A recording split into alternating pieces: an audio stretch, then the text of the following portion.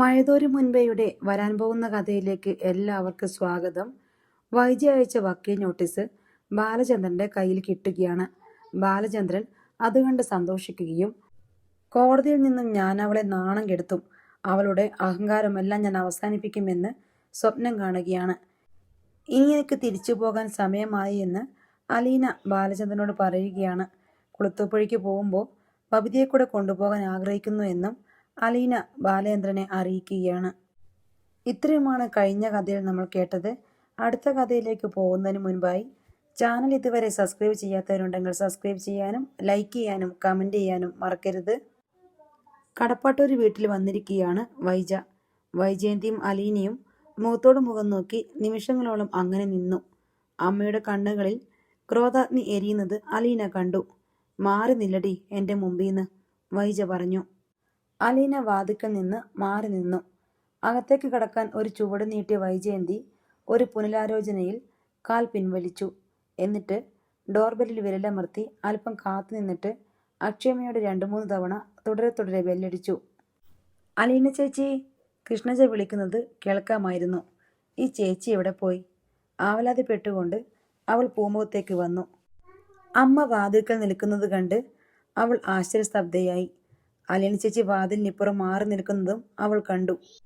അമ്മ എപ്പോഴാ വന്നത്? കൃഷ്ണ ചോദിച്ചു. ബബിത എവിടെ? മുറിയിലുണ്ട്, വിളിക്ക്. അമ്മ എന്താ അകത്തോട്ട് വരാത്തെ? കേറി വാ. ഞാൻ കേറുന്നില്ല. ഞാനെന്ന് തീരുമാനിച്ചാൽ അതിന് പിന്നെ മാറ്റമുണ്ടാവില്ല. ലക്ഷ്മണരേഖയൊന്നും വരച്ചിട്ടില്ലല്ലോ. ബബിതയെ വിളിക്കാനാ നിന്നോട് പറഞ്ഞത്. എൻ്റെ അമ്മേ, ആ സിറ്റൗട്ടും ഈ വീടിൻ്റെ ഭാഗം തന്നെയാണേ. കൃഷ്ണ അത്രയും പറഞ്ഞിട്ട് തിരികെ പോയി. അലീന നിന്നിടത്ത് നിന്നും അനങ്ങിയില്ല. അല്പം കഴിഞ്ഞപ്പോൾ കൃഷ്ണജ ബബിതയെ വിളിച്ചു കൊണ്ടുവന്നു. ബബിത അലീനയെയും വൈജയന്തിയും മാറി മാറി നോക്കി. അമ്മയും മകളുമാണ് നിൽക്കുന്നതെന്ന് ഇപ്പോൾ അവൾക്കറിയാം. അമ്മ എന്താ അവിടെ തന്നെ നിന്ന് കളഞ്ഞത്? ബബിത ചോദിച്ചു. അന്തസ്സുള്ളവർ കയറി ചെല്ലാൻ അറയ്ക്കുന്ന വീടുകളുണ്ട്, അതിലൊന്നാണിത്. അമ്മ ഈ വീട്ടിലല്ലേ താമസിച്ചിരുന്നത്? ഞാൻ താമസിച്ചിരുന്നപ്പോൾ ഇത് നല്ല നിലയിൽ കഴിഞ്ഞ കുടുംബമായിരുന്നു. ഇപ്പം വേശ്യാലയം. അമ്മയുടെ പെൺമക്കളാണോ ഇവിടുത്തെ വേശ്യകൾ? പെണ്ണെ, അധിക പ്രസംഗം പറഞ്ഞാലുണ്ടല്ലോ ചെകിട് പുകയ്ക്കും ഞാൻ.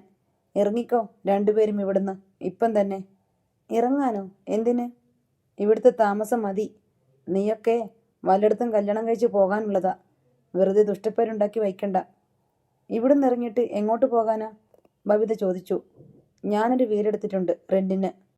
സ്വന്തമായിട്ട് വീടുള്ളപ്പോൾ അങ്ങനെ വാടക വീട്ടിൽ പോയി താമസിക്കേണ്ട ആവശ്യം എനിക്കില്ല. സ്വന്തം വീട്? ആരുടെ സ്വന്തം? എൻ്റെ സ്വന്തമാണെന്ന് വിചാരിച്ചിരുന്നവളാ ഞാൻ.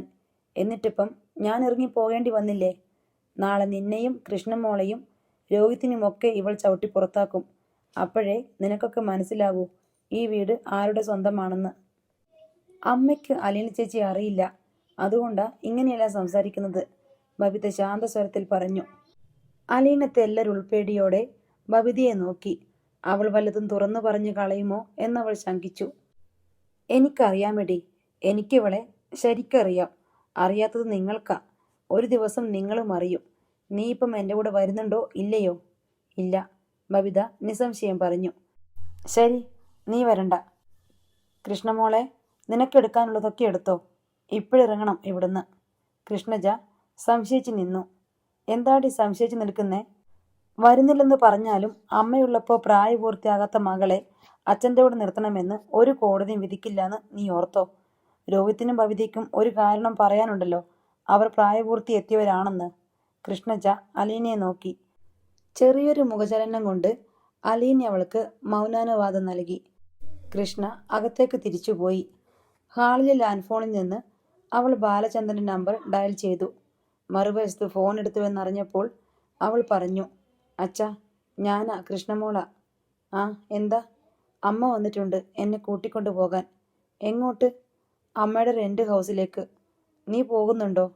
അച്ഛൻ പറ. അലീന എന്തു പറഞ്ഞു? ബാലചന്ദ്രൻ ചോദിച്ചു. അലീന ചേച്ചി സമ്മതിച്ചു. എന്നാൽ പോയിക്കോ. ബോർഡിങ്ങിൽ താമസിക്കുന്നത് ഒഴിവാക്കാമല്ലോ. അച്ഛൻ എന്തെങ്കിലും പ്രയാസമുണ്ടോ ഞാൻ അമ്മയുടെ കൂടെ പോണതിൽ? മറുപടി വരാൻ അല്പസമയമെടുത്തു. ഇല്ല, നീ പോയിക്കോ. മക്കളെല്ലാം മാതാപിതാക്കളെ പിരിഞ്ഞ് സ്വന്തം ജീവിതം കണ്ടെത്താനുള്ളവരാണ്. ഇവിടെ അത് കുറച്ച് നേരത്തെ ആയിന്ന് മാത്രം. എന്നാലും ഒരു കാര്യം നീ ഓർത്തോണം, എന്ത് വിഷമം വന്നാലും എന്നെ അറിയിക്കണം. എപ്പോൾ വേണമെങ്കിലും എൻ്റെ അടുത്തേക്ക് വരാം. ഏത് ഘട്ടത്തിലും അച്ഛൻ്റെ സഹായം നിനക്കുണ്ടാവും. താങ്ക് യു അച്ഛാ. അവൾ ഫോൺ വെച്ചു. പെട്ടെന്ന് ഡ്രസ്സുകൾ പാക്ക് ചെയ്തു. 1/4 മണിക്കൂറിനകം 2 ട്രോളി ബാഗുകൾ വലിച്ചുകൊണ്ട് സിറ്റൗട്ടിലേക്ക് വന്നു. സ്കൂൾ ബാഗ് അവൾ ചുമലിലിട്ടിരുന്നു. കാറിൻ്റെ ഡിക്കിയിലും ബാക്ക് സീറ്റിലുമായിട്ട് വെച്ചോ. വേറൊന്നും എടുക്കാനില്ലേ? വൈജി ചോദിച്ചു. എടുക്കാനൊക്കെയുണ്ട്, സാരമില്ല. പോയാലും തിരിച്ചു വരേണ്ടതല്ലേ? കൃഷ്ണ പറഞ്ഞു. ഇനിയൊരു തിരിച്ചുവരവില്ല ഈ വീട്ടിലേക്ക്. വൈജിയുടെ സ്വരം കടുത്തു.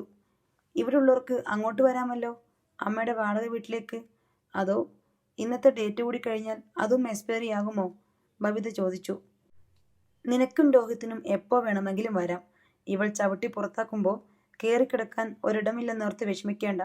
എൻ്റെ വാതിൽ ഞാൻ ഒരിക്കലും എൻ്റെ മക്കളുടെ മുന്നിൽ അടച്ചിടില്ല. അമ്മയുടെ വീട്ടിലേക്ക് ഞാൻ എന്തെങ്കിലും വരും. അന്ന് പക്ഷേ അലീന ചേച്ചിയും എൻ്റെ കൂടെ ഉണ്ടായിരിക്കും, ബബിത പറഞ്ഞു. എൻ്റെ മുറ്റത്ത് കാലുകുത്താൻ സമ്മതിക്കില്ല ഞാൻ ഇവളെ. അമ്മയുടെ ഈ മനസ്സിന് ഒരു മാറ്റം വരും. അന്നേ ഞാൻ അലീന ചേച്ചിയും കൊണ്ട് വരുന്നുള്ളൂ. ഞാൻ ചാവണം, വൈജയന്തി വീറോടെ പറഞ്ഞു. സിറ്റൗട്ടിൽ നിന്ന് ഇറങ്ങാൻ നേരം അവൾ അലീനയുടെ നേർക്ക് കൈ ചൂണ്ടി.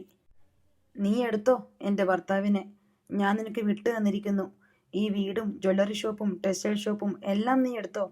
പക്ഷേ എൻ്റെ മക്കളെ എനിക്ക് തന്നേക്കണം. ഇല്ലെങ്കിൽ നീ അനുഭവിക്കും. വൈജയന്തി മണന്നൊന്ന് ശപിച്ച നീ ഭസ്മമായി പോകും, ഓർത്തോ. വൈജയന്തി ഇറങ്ങിച്ചെന്ന് കാറിൽ കയറി.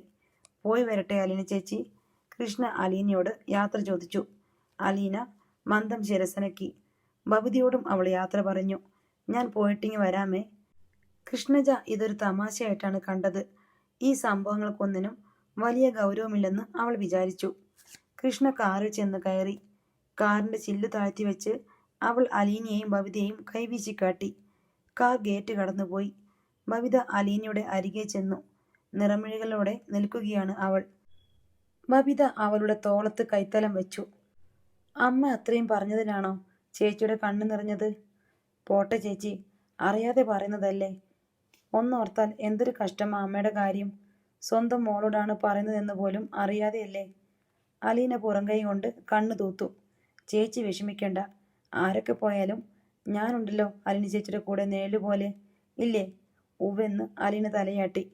നമുക്കും പോവാം. അലീന മുഖം തിരിച്ച് അവളെ നോക്കി. എങ്ങോട്ട്? കുളത്തൂപ്പുഴയ്ക്ക്. അച്ഛൻ അവസാന വാക്ക് പറഞ്ഞില്ല. പപ്പയോട് ചോദിച്ചുമില്ല. ചോദിക്ക്. നമ്മൾ പോയാൽ അച്ഛനിവിടെ തനിച്ചായി പോവില്ലേ? അച്ഛനും ഒരു പാഠം പഠിക്കട്ടെ, ബബിത പറഞ്ഞു. അലീന ബബിതയെ സൂക്ഷിച്ചു നോക്കി. എന്തിനാ നോക്കുന്നേ? എല്ലാവരും നാനാ വഴിക്ക് പിരിച്ചുവിട്ട് കഴിയുമ്പം അവനവൻ ഒറ്റക്കായി പോകുമെന്ന് അച്ഛനും ഒന്ന് അറിയണ്ടേ? എല്ലാവരും വിളിച്ചാൽ വിളിക്കുന്നിടത്ത് ഉള്ളതുകൊണ്ടല്ലേ അച്ഛന് ആരുടെയും വില അറിയാത്തത്. അല്ലെങ്കിൽ അലീന ചേച്ചി പറ, അച്ഛനും അമ്മയും തമ്മിലുള്ള ഈ വഴക്ക് എവിടെ ചെന്ന് അവസാനിക്കും? ഇത് അവസാനിപ്പിക്കാൻ എന്താ ഒരു വഴി? ഒറ്റ വഴിയേ ഉള്ളൂ, അലീന പറഞ്ഞു. എന്താ അത്? ഞാൻ അമ്മയുടെ മോളാണെന്ന് അമ്മ അറിയണം. എന്നാൽ തീരുമോ വഴക്ക്? അമ്മയുടെ കല്ലിച്ചുപോയ മനസ്സ് അച്ഛൻ്റെ മുൻപിൽ ഉരുകണം. അച്ഛൻ അമ്മയോട് ക്ഷമിക്കാൻ കഴിയണം. അമ്മയുടെ മനസ്സ് ഉരുകിയില്ലെങ്കിലോ? അല്ലെങ്കിൽ അച്ഛന് ക്ഷമിക്കാൻ കഴിഞ്ഞില്ലെങ്കിലോ? ബബിതയുടെ ആ ചോദ്യത്തിന് അലീനയുടെ പക്കൽ മറുപടി ഇല്ലായിരുന്നു. രാത്രിയിൽ അലീന സ്റ്റാൻലിയെ ഫോണിൽ വിളിച്ചു. അവർ തമ്മിലുള്ള സംഭാഷണം കേട്ടുകൊണ്ട് ബബിത കിടക്കയിൽ ഇരിപ്പുണ്ട്. പതിവായുള്ള സ്നേഹാന്വേഷണങ്ങൾക്ക് ശേഷം അലീന പറഞ്ഞു. പപ്പ, ഞാൻ നാളെ അങ്ങോട്ട് വന്നാലോ എന്ന് ആലോചിക്കുക. സ്റ്റാൻലിയുടെ പ്രതികരണം വരാൻ അല്പം സമയമെടുത്തു. നാളെ വന്നാൽ നീ ഇവിടെ തനിയെ താമസിക്കേണ്ടി വരും. അതെന്താ പപ്പ? ഞാൻ നാളെ ഒരു ടൂർ പോവുകയാണ്. എങ്ങോട്ട്? Singapore, Malaysia, Philippines, Thailand. എന്നിട്ട് എന്നോട് പറഞ്ഞില്ലല്ലോ പപ്പ. ഇന്നാണ് ടിക്കറ്റെല്ലാം ഓക്കെ ആയത്. എത്ര ദിവസത്തെ പ്രോഗ്രാമാ? എല്ലാം കൂടി 12 ദിവസം. തായ് എയർവേസിൻ്റെ ഒരു പാക്കേജ് സ്കീം അനുസരിച്ചുള്ള ടൂറാണ്. എന്നാലും പോകുന്ന കാര്യം എന്നോടൊന്ന് സൂചിപ്പിച്ചു പോലും ഇല്ലല്ലോ. പിന്നെ നീ എന്ത് വിചാരിച്ചു? ഞാനിവിടെ ഒരു കാവൽക്കാരനെ പോലെ നീ വരുന്നതും കാത്ത് എത്ര ദിവസം വേണമെങ്കിലും ബോറടിച്ച് ഇരുന്നോളുമെന്നോ? എനിക്ക് എൻ്റെതായ പ്രോഗ്രാംസ് ഉണ്ട്. ഞാനങ്ങനെ ആർക്കു വേണ്ടി വെയിറ്റ് ചെയ്യാറില്ല. വരേണ്ടവർ വരും, പോകേണ്ടവർ പോകും. എന്നോടൊന്ന് പറയായിരുന്നല്ലോ ഇങ്ങനൊരു പ്ലാൻ ഉണ്ടെന്നെങ്കിലും. പറഞ്ഞാൽ എന്തു ഗുണം? നീ എവിടെയോ പോയി കിടക്കുന്നു. നിനക്ക് നിൻ്റെതായ കാര്യങ്ങൾ, നിന്റെ ആളുകൾ, അവരുടെ പ്രശ്നങ്ങൾ. അതിൽ നിന്ന് ഞാനൊരു പാഠം പഠിച്ചു. അവനവൻ്റെ കാര്യം അവനവൻ തന്നെ നോക്കിക്കൊള്ളണം. വീഴാൻ തുടങ്ങുമ്പോൾ ആരെങ്കിലും ഓടി വന്ന് താങ്ങി പിടിക്കുമെന്ന് വിചാരിക്കാനേ പാടില്ല. ആരെയും വിശ്വസിക്കരുത്. അലീനയ്ക്ക് കാര്യം മനസ്സിലായി. ടൂർ പ്രോഗ്രാമും പാക്കേജ് സ്കീമുമെല്ലാം വട്ടപൂജ്യമാണ്. ഇത്രയും നാൾ താൻ പപ്പയെ വിട്ടു മാറി നിന്നതിലുള്ള പരിഭവം മുഴുവൻ തീർക്കുകയാണ്. താൻ മടങ്ങിച്ചെല്ലുകയാണെന്ന് അറിഞ്ഞപ്പോൾ വന്നില്ലെങ്കിലും വേണ്ടില്ലെന്ന മട്ടിലുള്ള മസിൽ പ്രയോഗം. പപ്പ ആ പറഞ്ഞത് ശരിയാ, അലീന സമ്മതിച്ചു കൊടുത്തു. അല്ലെങ്കിൽ ഔതക്കുട്ടിച്ചാനെ നോക്ക്. അപ്പച്ചനോടൊന്ന് പോയിട്ട് എത്ര ദിവസം കഴിഞ്ഞു? ആള് ജീവിച്ചിരിപ്പുണ്ടോ അതോ മരിച്ചുപോയോ? പൊടി പോലുമില്ല. ഇത്രയുള്ളൂ മനുഷ്യന്റെ കാര്യം. അതുകൊണ്ട് ഞാൻ അപ്പച്ചനോടും പറഞ്ഞില്ല ടൂറിന്റെ കാര്യം. പപ്പ നാളെ പോകുവാണെങ്കിൽ ഞാൻ 2 ആഴ്ച കൂടി കഴിഞ്ഞിട്ട് വന്നാൽ മതി അല്ലേ? നീ നാളെ വരുന്നത് കൊണ്ട് ഇവിടെ കുഴപ്പമൊന്നുമില്ല. ബൈജുവുണ്ട്, രാജപ്പൻ, പൗലോസ്, ആൻ്റപ്പൻ തുടങ്ങിയ എല്ലാവരുമുണ്ട്. എന്നാലും പപ്പയില്ലാതെ അങ്ങോട്ട് വരാൻ എനിക്കൊട്ടും മനസ്സ് വരുന്നില്ല. നാളെ നീ വരുന്നുണ്ടെങ്കിൽ ഞാൻ നിന്നെ കണ്ടിട്ട് പോയിക്കോളാം. എനിക്ക് മറ്റന്നാൾ വൈകിട്ടാണ് ഫ്ലൈറ്റ്. എറണാകുളത്ത് ചെന്ന് തങ്ങിയിട്ട് പോകാമെന്നായിരുന്നു പ്ലാൻ. അത് വേണമെങ്കിൽ മാറ്റാം. അത് വേണ്ട പപ്പ. പപ്പ പോയിട്ട് വാ, അപ്പോഴേക്കും ഞാൻ വരാം. നീയുണ്ടെങ്കിൽ എൻ്റെ നായ്ക്കളെ വിശ്വസിച്ച് ഏൽപ്പിച്ചിട്ട് പോകാമായിരുന്നു. പപ്പയുടെ ടൂർ പ്രോഗ്രാം ക്യാൻസൽ ചെയ്യാമെങ്കിൽ മാത്രമേ ഞാൻ വരുന്നുള്ളൂ. ഏയ്, അതൊന്നും പറ്റില്ല. ബുക്കിംഗ് നേരത്തെ ചെയ്തു കഴിഞ്ഞതാ. ക്യാൻസൽ ചെയ്താൽ വലിയ നഷ്ടം വരും. നഷ്ടം വരുത്തണ്ട, പപ്പ പോയിക്കോ. നിനക്ക് എന്നോട് നേരത്തെ പറയായിരുന്നല്ലോ നാളെ വരുമെന്ന്. ഇന്നല്ലേ എനിക്ക് നോട്ടീസ് കിട്ടിയത് പിരിഞ്ഞു പോയിക്കോളാൻ. ചേ, ഇത് വലിയ പ്രോബ്ലം ആയല്ലോ. നീ ഒരു കാര്യം ചെയ്, നാളെ ഇങ്ങോട്ട് വാ. ഇവിടെ വന്നിട്ട് എന്താണെന്ന് വെച്ചാൽ തീരുമാനിക്കാം. ഞാൻ എയർലൈൻസിൽ വിളിച്ച് സംസാരിച്ച് നോക്കട്ടെ അടുത്ത പാക്കേജിലേക്ക് ട്രാൻസ്ഫർ ചെയ്യാൻ പറ്റുമോന്ന്. ദൈവമേ, ഇങ്ങനൊരു കള്ളൻ. വാട്ട്? എന്താ പറഞ്ഞത്? ഒന്നുമില്ല, അലീന പറഞ്ഞു. നാളെ എപ്പോഴാ അവിടുന്ന് പുറപ്പെടുന്നത്? കാർ അയക്കാം. വേണ്ട, കാറൊന്നും വേണ്ട പപ്പ. ബൈജു ഇവിടെ പണിയൊന്നുമില്ലാതെ വെറുതെ ഇരിക്കുകയാ. പപ്പ, ആ പെട്രോൾ കാശിങ് തന്നാൽ മതി. ഞങ്ങൾ ബസ്സിൽ വന്നോളാം. ഞങ്ങളോ? അതാരാ ഈ ഞങ്ങൾ? അത് ബബിത പപ്പ. അലീന ബബിതയെ നോക്കി. തൻ്റെ പേര് കേട്ടതും അവൾ കാതു കൂർപ്പിച്ചിരിക്കുകയാണ്. ബബിതയോ? അതാര്? എൻ്റെ അനുജത്തി. അവളുടെ അടുത്തേക്കല്ലേ ഞാൻ പോന്നത്. ഓ, സൂയിസൈഡ് ചെയ്യാൻ പോയ പെണ്ണ്. എന്തിനാ അതിനൊക്കെ കെട്ടിവലിച്ച് ഇങ്ങോട്ട് കൊണ്ടുവരുന്നത്? സ്റ്റാൻലിയുടെ സ്വരത്തിൽ ദേഷ്യം കലർന്നു. പപ്പ, അവൾക്ക് നല്ലപോലെ സുഖമായിട്ടില്ല. കുറച്ചു ദിവസം എൻ്റെ കൂടെ നിൽക്കട്ടെന്ന് കരുതിയാ. നിന്റെ കൂടിയല്ലായിരുന്നോ ഇത്രയും ദിവസം? അതും പോരെ? അതിനെ ശുശ്രൂഷിക്കാൻ വേണ്ടിയല്ലേ ഇത്രയും ദിവസം നിനക്ക് അനുവദിച്ചു തന്നത്? അന്യൊന്നുമല്ലല്ലോ പപ്പ, എൻ്റെ അനുജത്തിയല്ലേ. ചെല്ലുന്നിടത്തെല്ലാം നിനക്ക് അനുജത്തിമാരും അനുജന്മാരും ബന്ധുക്കളും ഇഷ്ടം പോലെയുണ്ട്. ആയിക്കോട്ടെ, ഇതെല്ലാം കഴിഞ്ഞ് എൻ്റെ അടുത്തോട്ട് വരുമല്ലോ എന്ന് പ്രതീക്ഷിച്ചിരിക്കുക ഞാനിവിടെ. അപ്പോഴാണ് അതിന്ന് ഓരോന്നിനെ ഇങ്ങോട്ട് കെട്ടിയെടുത്തോണ്ട് വരുന്നത്. എനിക്കിഷ്ടമല്ല അലീന, ഞാൻ തുറന്നു പറഞ്ഞേക്കാം. എനിക്കിതൊന്നും ഇഷ്ടമില്ല. പറഞ്ഞ് സ്റ്റാൻലി ക്ഷുഭിതനായി കഴിഞ്ഞു. പപ്പ പ്ലീസ്, എനിക്ക് ഉപേക്ഷിക്കാൻ പറ്റില്ല. അതുകൊണ്ടാ. ഞാനും കൂടി കൈവിട്ടാൽ നിനക്ക് ആരെയും ഉപേക്ഷിക്കാൻ പറ്റില്ല, നിന്റെ പപ്പയെ ഒഴികെ. കാരണം അയാളാണല്ലോ നിന്റെ ഇഷ്ടത്തിനൊത്ത് നിൽക്കുന്നത്. അയാളാണല്ലോ നിന്റെ ശാഠ്യങ്ങളെല്ലാം സാധിച്ചു തരുന്നത്. നീ ഒരു കാര്യം ചെയ്, നിന്റെ പപ്പയെ ഉപേക്ഷിച്ചേക്ക്. എന്നിട്ട് ബാക്കി എല്ലാവരെയും സ്വീകരിക്കൂ. അതാണ് നിനക്ക് ഏറ്റവും എളുപ്പം. പപ്പ, ഞാൻ പിന്നെ വിളിക്കാം. പപ്പയ്ക്ക് ദേഷ്യം വന്നിരിക്കുക. പിന്നെ വിളിക്കണ്ട, ഇപ്പം തന്നെ പറഞ്ഞേക്കാം. സ്റ്റാൻലി പൊട്ടിത്തെറിച്ചു. അനുസരണക്കേടാണ് നീ കാണിക്കുന്നത്. നിന്റെ പപ്പയോട് നിനക്ക് എന്തുമാകാമെന്നുള്ള അഹങ്കാരം. നിനക്ക് തോന്നിയെടുത്ത് തോന്നുമ്പോൾ പോകുന്നു, തോന്നുമ്പോൾ വരുന്നു. നിനക്കിഷ്ടമുള്ളതെല്ലാം ചെയ്യുന്നു. ഈ കുളത്തൂപ്പുഴയിൽ ഇനി അത് നടക്കില്ല. ഇതെൻ്റെ വീടാണ്. നീ പറയുമായിരിക്കും നിനക്ക് കയറി ചെല്ലാൻ 1500 അനാഥാലയങ്ങളുണ്ടെന്ന്. പൊയ്ക്കോ, ഇങ്ങോട്ട് വരണ്ട. പെട്ടെന്ന് ലൈൻ കട്ടായി. ബബിത അലീനെ തന്നെ സൂക്ഷിച്ചു നോക്കുകയായിരുന്നു. സ്തബ്ധയായി ഇരിക്കുകയാണ് അലീന. ഫോണിലൂടെ മറുവശത്ത് ചില സംഭാഷണ ശകലങ്ങൾ അവ്യക്തമായി ബബിതയും കേട്ടിരുന്നു. ഒരാൾ ദേഷ്യപ്പെട്ട് സംസാരിക്കുകയാണെന്ന് അവൾ തിരിച്ചറിഞ്ഞിരുന്നു. അലീനയുടെ കണ്ണ് നിറയുന്നതും ചുണ്ടുകൾ വിതുമ്പുന്നതും അവൾ കണ്ടു. ബബിത അലീനയുടെ അടുത്തേക്ക് നീങ്ങിയിരുന്നു. പപ്പ വഴക്ക് പറഞ്ഞു അല്ലേ? അലീന തലയാട്ടിയപ്പോൾ അവളുടെ കവിളത്തേക്ക് നീർത്തുള്ളികൾ ഞെട്ടറ്റ് വീണു. ഭയങ്കര ദേഷ്യമായിരുന്നോ? സാരമില്ല, പപ്പയ്ക്ക് പെട്ടെന്ന് ദേഷ്യം വരും. അവൾ കവിളത്തെയും കണ്ണിലെയും നനവ് പുതപ്പ് കൊണ്ട് ഒപ്പി.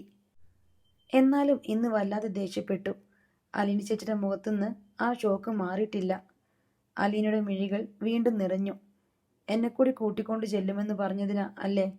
അതുകൊണ്ട് മാത്രമൊന്നുമല്ല. എനിക്ക് മനസ്സിലായി ചേച്ചി. അല്ലെങ്കിലും ഞാൻ വരാൻ പാടില്ല. അത് വേറൊരു വീടല്ലേ. അവിടുള്ളവരും ഞാനും തമ്മിൽ എന്താ ബന്ധം? ആർക്കായാലും ദേഷ്യം വരും. ഞാൻ വരുന്നില്ല കേട്ടോ.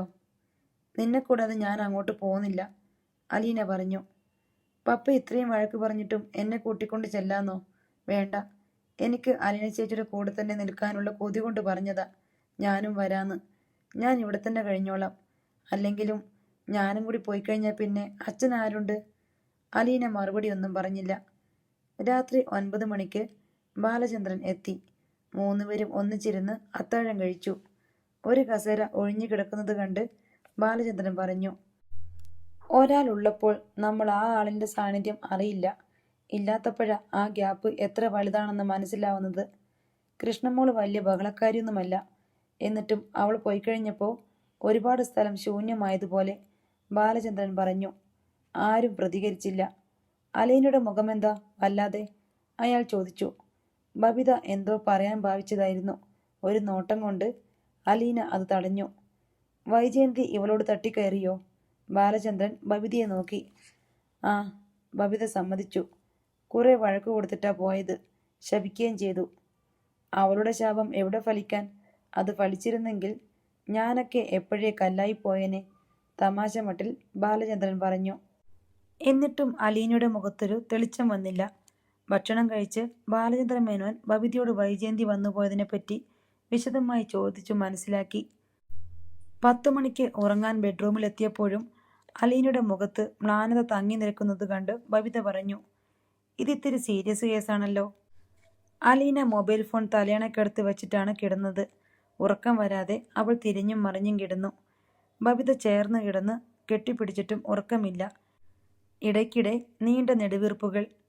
രാത്രി 11:30 മണി കഴിഞ്ഞപ്പോൾ അവളുടെ ഫോൺ ശബ്ദിച്ചു. അവൾ നമ്പർ നോക്കി. പപ്പയാണ്. ഹലോ. ഹലോ, നീ ഉറങ്ങിയായിരുന്നോ? ഇല്ല. പിന്നെന്തുകൊണ്ടാ നീ എന്നെ വിളിക്കാഞ്ഞത്? ഇപ്പം മണി എത്രയായെന്ന് അറിയാമോ? നിന്റെ ഫോണെന്താ ചത്തുപോയോ? അതോ പൈസയില്ലായിരുന്നോ? എന്തുകൊണ്ട് ഇതുവരെ വിളിച്ചില്ലെന്നാ ഞാൻ ചോദിച്ചേ. ദേഷ്യം ഇരച്ചു കയറുന്ന സ്വരം. പപ്പ വഴക്ക് പറഞ്ഞിട്ടല്ലേ വിളിക്കാഞ്ഞത്? അലീനയ്ക്ക് കരച്ചിൽ വന്നു. വഴക്ക് പറഞ്ഞാൽ പിന്നെ വിളിക്കണ്ടേ? അതോടെ തീർന്നോ എല്ലാ ബന്ധവും? കണ്ടോ, പപ്പ ഇപ്പോഴും എന്നെ വഴക്ക് പറയുക. ഞാൻ എന്തു തെറ്റ് ചെയ്തിട്ടാ? എത്ര മണിക്കൂറായി ഞാൻ നിന്നെ വിളിച്ചിട്ട്? എന്നിട്ട് എവിടെയായിരുന്നു ഇതുവരെ നീ? സോറി പപ്പ. പപ്പായ്ക്ക് ദേഷ്യം വന്നെങ്കിലോ എന്ന് പേടിച്ചിട്ടാ. എന്തിനാണ് പേടിക്കുന്നത്? ഞാനെന്താ സിംഹമോ കടുവയോ മറ്റോ ആണോ? അലീന മിണ്ടിയില്ല. അല്പം കഴിഞ്ഞപ്പോൾ വീണ്ടും സ്റ്റാലിയുടെ സ്വരം കേട്ടു. നാളെ നീ എപ്പോഴാ പുറപ്പെടുന്നത്? തീരുമാനിച്ചില്ല. രാവിലെ ഞാൻ കാർ അയക്കും. വേണ്ട പപ്പ, വെറുതെ എന്തിനാ പെട്രോൾ കത്തിക്കുന്നത്? ബൈജുവിന് നാളെ വരേണ്ട വഴി പറഞ്ഞു കൊടുത്തേക്കണം. നിന്റെ കൂടെ എത്ര പേരുണ്ട്? ഒരാളേ ഉള്ളൂ, ബബിത. പേരൊന്നും എനിക്ക് കേൾക്കണ്ട. കൊണ്ടുവന്നാൽ 1-2 ദിവസം കഴിഞ്ഞ് തിരിച്ചയച്ചേക്കണം. ശരി പപ്പ. Okay, good night. Thank you പപ്പ. Good night. ഫോൺ വയ്ക്കുമ്പോഴേക്കും നിലാവുദിച്ച പോലെ അലീനയുടെ മുഖം തെളിഞ്ഞിരുന്നു. ഈ കോളിന് വേണ്ടിയാ ഉറങ്ങാതെ കിടന്നത് അല്ലേ? ബബിത ചോദിച്ചു. ഇപ്പോഴാ സമാധാനമായത്, അലീന പുഞ്ചിരിയോടെ പറഞ്ഞു. പപ്പ എന്താ പറഞ്ഞത്? അങ്ങനെ പ്രത്യേകിച്ചൊന്നും പറഞ്ഞില്ല. എന്നാലും എനിക്കിത്രയും മതി. അലീന തിരിഞ്ഞ് ബബിതയെ കെട്ടിപ്പിടിച്ചു. ബബിത രാവിലെ മുതൽ പായ്ക്ക് ചെയ്യുകയാണ്. അവൾക്ക് തൃപ്തി വരുന്നില്ല. കുറേ ഡ്രസ്സ് അലമാരയിൽ നിന്നെടുത്ത് ബാഗിൽ വയ്ക്കും. പിന്നെ അതിൽ നിന്ന് ചിലത് തിരഞ്ഞു മാറ്റി വീണ്ടും അലമാര തന്നെ വയ്ക്കും. ഇടയ്ക്ക് അലീന ചോദിച്ചു, എന്താ ഇത്രയ്ക്ക് അടുക്കി പെറുക്കാനുള്ളത്? നീ രാജ്യം വിട്ടു പോവുകയല്ലല്ലോ. 5-6 ജോഡി ഡ്രസ്സെങ്കിലും വേണ്ടേ ചേച്ചി? വേണ്ട, 2-3 ജോഡി മതി. ഞാനില്ലേ നിന്റെ കൂടെ. എൻ്റെ ഡ്രസ്സൊക്കെ നിനക്ക് പാകമായിരിക്കും, അലീന പറഞ്ഞു. ഞാനൊരു ദരിദ്രവാസിയാണെന്ന് അലീന ചേച്ചിയുടെ പപ്പ വിചാരിക്കത്തില്ലേ? പിന്നെ പപ്പയ്ക്ക് അതൊക്കെ നോക്കാനല്ലേ നേരം. നമ്മൾ ഒരു ഡ്രസ്സ് ഇട്ടുകൊണ്ട് പപ്പയുടെ മുന്നിൽ ചെന്നിട്ട് 10 മിനിറ്റ് കഴിഞ്ഞ് വേറെ ഡ്രസ്സ് ഇട്ടുകൊണ്ട് ചെന്നാൽ പോലും പപ്പ അതറിയില്ല. ചോദിച്ചാൽ പറയും, ഇതുതന്നെയല്ലേ നീ മുൻപും ഇട്ടിരുന്നത് എന്ന്. എന്നാലും വേറെ ആൾക്കാരൊക്കെ ഇല്ലേ ചേച്ചി? ശരി, നീ അടുക്കിക്കോ. അതിനിടയിൽ അലീനയ്ക്ക് ബൈജുവിൻ്റെ ഫോൺ വന്നു. അവൻ കോട്ടയത്ത് എത്തിയിരിക്കുന്നു. ഇനിയുള്ള വഴി പറഞ്ഞു കൊടുക്കണം. അലീന വഴി പറഞ്ഞു കൊടുത്തു. എന്നിട്ട് ബബിതയോട് തിരക്ക് കൂട്ടി. വേഗം, ഇത്ര രാവിലെ എത്തുമെന്ന് ആരറിഞ്ഞു? അലീന ചേച്ചിയുടെ പപ്പയുമുണ്ടോ? പപ്പയല്ലേ ആള്, അനങ്ങാപ്പാറ പോലെ അവിടെ ഇരിക്കത്തേ ഉള്ളൂ. 3/4 മണിക്കൂറിനകം ബൈജുവിൻ്റെ കോൾ വീണ്ടും എത്തി. അവൻ പാലായിൽ എത്തിച്ചേർന്നിരിക്കുന്നു. ഒരിക്കൽ കൂടി അലീന വഴി വിസ്തരിച്ച് പറഞ്ഞു. ബാലചന്ദ്രൻ ബ്രേക്ക്ഫാസ്റ്റ് കഴിക്കാൻ തയ്യാറായി വന്നപ്പോഴേക്കും പെൺകുട്ടികളും ഒരുങ്ങി. ബൈജുവിൻ്റെ വണ്ടി മുറ്റത്ത് വന്ന് ഹോണടിച്ചു. അലീന ഇറങ്ങിച്ചെന്നു. അവളെ കണ്ടതും ബൈജു ചിരിച്ചുകൊണ്ട് സന്തോഷം വെളിപ്പെടുത്തി. എത്ര ദിവസമായി പോന്നിട്ട്, ഞങ്ങളെ ആരെയും വേണ്ടേ? സാബിനാണെങ്കിൽ എല്ലാവരോടും ദേഷ്യം, പട്ടികളോട് പോലും വഴക്കായിരുന്നു. ബൈജുച്ചേട്ടൻ വല്ലതും കഴിച്ചോ? കോട്ടയത്ത് വന്നപ്പം ഭയങ്കര വിശപ്പ്, പൊറോട്ട വാങ്ങിക്കഴിച്ചു. ഞങ്ങൾ കഴിക്കാനിരിക്കുന്നതേയുള്ളൂ. കഴിച്ചിട്ട് പതുക്കെ വന്നാൽ മതി, ഞാനിവിടെ ഇരുന്നോളാം. അവൻ സിറ്റൗട്ടിലെ കസേരയിലിരുന്നു. ഇത്രയും രാവിലെ എത്തണമെങ്കിൽ എപ്പോൾ പുറപ്പെട്ടു അവിടുന്ന്? ഒന്നും പറയണ്ട, സാബ് 5 മണിക്ക് കുത്തി എഴുന്നേൽപ്പിച്ചു. ശരിക്കുറങ്ങിയതുപോലുമില്ല. അവൻ ടീപ്പോയിൽ നിന്ന് പത്രമെടുത്ത് നിവർത്തി. അലീനയും ബബിതയും പോകാൻ തയ്യാറായി ഇറങ്ങുമ്പോൾ 9:30 മണിയായി. ബാലചന്ദ്രനും ഷോപ്പിലേക്ക് പോകാൻ ഇറങ്ങി. പോയിട്ട് വരാം അച്ഛാ, ബബിത അച്ഛനോട് യാത്ര പറഞ്ഞു. അധികം നാൾ അവിടെ നിൽക്കണ്ട, നമ്മളായിട്ട് ആരെയും ബുദ്ധിമുട്ടിക്കരുത്, ബാലചന്ദ്രൻ മകളോട് പറഞ്ഞു. അച്ഛാ പോയിക്കോട്ടെ, അലീനയും യാത്ര ചോദിച്ചു. ഇനി എന്നാണ്? എനിക്ക് അടിക്കടി വരാതെ പറ്റില്ലല്ലോ, ഞാനല്ലേ പ്രധാന സാക്ഷി. അച്ഛനാണ് തനിച്ചായത്. ഇതൊക്കെ എൻ്റെ വിധിയാണ്. ബാലചന്ദ്രൻ അയാളുടെ കാറിൽ ചെന്ന് കയറി. വീട് പൂട്ടിയ താക്കോൽ അലീന അയാളെ ഏൽപ്പിച്ചിരുന്നു. ബാലചന്ദ്രൻ ആദ്യം പുറത്തേക്ക് പോയി. പിന്നാലെ ബൈജു ഓടിക്കുന്ന കാറും. കടപ്പാട്ടൂർ ജംഗ്ഷനിൽ വെച്ച് 2 കാറും 2 വഴിക്ക് പിരിഞ്ഞു. യാത്രയിലുടനീളം അലീന ബൈജുവിനോട് കുളത്തൂപ്പുഴയിലെ വിശേഷങ്ങൾ ചോദിച്ചുകൊണ്ടിരുന്നു. അവന് അതെല്ലാം വിസ്തരിച്ച് പറയാനറിയാം. എലി ചത്തതു മുതൽ കേണൽ സാബ് കണ്ണുരുട്ടി കാണിച്ചത് വരെ ബൈജു പറഞ്ഞു. ഈ കൂടിയുള്ളത് ആരാ? ഇടയ്ക്ക് അവൻ ചോദിച്ചു. ബബിത, എൻ്റെ അനുജത്തി. ശരിക്കും അനുജത്തിയാണോ? ശരിക്കും. കേണൽ സാബിൻ്റെ മോളല്ലല്ലോ? അല്ല. മനുഷ്യരുടെ ഓരോരോ ബന്ധങ്ങളെ. ബൈജുവിന് ഒരെത്തും പിഴയും കിട്ടുന്നില്ല. തിരുവല്ല മുതൽ അലീന ഡ്രൈവിംഗ് സീറ്റിൽ കയറി. ബബിതയും ഫ്രണ്ട് സീറ്റിലെത്തി. അലീന ഡ്രൈവ് ചെയ്യുന്നത് അവൾ കൗതുകത്തോടെ നോക്കിക്കൊണ്ടിരുന്നു. പപ്പ എനിക്ക് വാങ്ങിച്ചെന്ന കാറാ. പപ്പ തന്നെയാ ഡ്രൈവിംഗും പഠിപ്പിച്ചത്, അലീന അഭിമാനത്തോടെ പറഞ്ഞു. കാർ കുളത്തൂപ്പുഴയിൽ എത്തിയപ്പോഴേക്കും സമയം ഉച്ച കഴിഞ്ഞു. അലീന പതുക്കെയായിരുന്നു കാർ ഓടിച്ചത്. അലീന കാറിൽ നിന്ന് ഇറങ്ങിയതും നായ്ക്കൂടുകളിൽ കിടന്ന നായ്ക്കൾ കുരച്ചും ചാടിയും ബഹളമുണ്ടാക്കി. തുറന്നു വിട്ടിരുന്ന നായ്ക്കൾ ഓടി വന്ന് അവളെ മുട്ടിയുരുമിയും വാലാട്ടിയും മുക്കിമൂളിയും കാൽപാദം നക്കിയും സ്നേഹം പ്രകടിപ്പിച്ചു. ആൻ്റപ്പൻ ഓടിയിറങ്ങി വന്നു. ലഗേജ് എടുക്കാൻ ആൻ്റപ്പനെ പറഞ്ഞ് ഏൽപ്പിച്ച ശേഷം അലീന ബബിതയോട് കാറിൽ നിന്നിറങ്ങി വരാൻ പറഞ്ഞു. ബബിത ചുറ്റും നോക്കി വീടിൻ്റെയും പരിസരത്തിൻ്റെയും ഭംഗി ആസ്വദിച്ചുകൊണ്ട് ഇറങ്ങി. പപ്പയെ സിറ്റൗട്ടിൽ കാണാഞ്ഞ് അലീനയ്ക്ക് അല്പം നിരാശ തോന്നി. ആൻ്റപ്പൻ ചേട്ടാ, പപ്പയില്ലേ ഇവിടെ? റൂമിലുണ്ട്, ആൻ്റപ്പൻ പറഞ്ഞു. അലീന ചേച്ചി, ദേ എന്നെ കടിക്കാൻ വരുന്നു. ഒരു നായ ബബിതയുടെ കാൽ മണപ്പിക്കാൻ ശ്രമിക്കുന്നുണ്ടായിരുന്നു. നീ പേടിക്കണ്ട, ഒന്നും ചെയ്യില്ല. എൻ്റെ കൂടെ വരുന്നവരെ ഉപദ്രവിക്കാൻ പാടില്ലെന്ന് ഇവർക്കറിയാം, അലീന അവളെ സമാധാനിപ്പിച്ചു. എന്നാലും ബബിതയുടെ പേടി മാറിയില്ല. അവൾ അലീനയെ ചുറ്റിപ്പറ്റി സിറ്റൗട്ടിൽ ചെന്ന് കയറി. അലീന അവളെ ഇടനായിൽ കൊണ്ടുചെന്ന് നിർത്തിയിട്ട് പറഞ്ഞു. 1 മിനിറ്റ്, ഞാൻ ലഫ്റ്റനൻ്റ് കേണലിനെ ഒന്ന് കണ്ടിട്ട് വരാം, ഇല്ലെങ്കിൽ കേണൽ ഗർവിക്കും. അലീന സ്റ്റാൻലിയുടെ റൂമിലേക്ക് പോയി. വാതിലിൽ മൃദുവായി തട്ടിയിട്ട് അവൾ കാത്തുനിന്നു. Yes come. അലീന വാതിൽ തുറന്ന് അകത്ത് കയറി. മേശക്കരികെ കയ്യും നീട്ടിപ്പിടിച്ച് സ്റ്റാൻലി നിൽപ്പുണ്ടായിരുന്നു.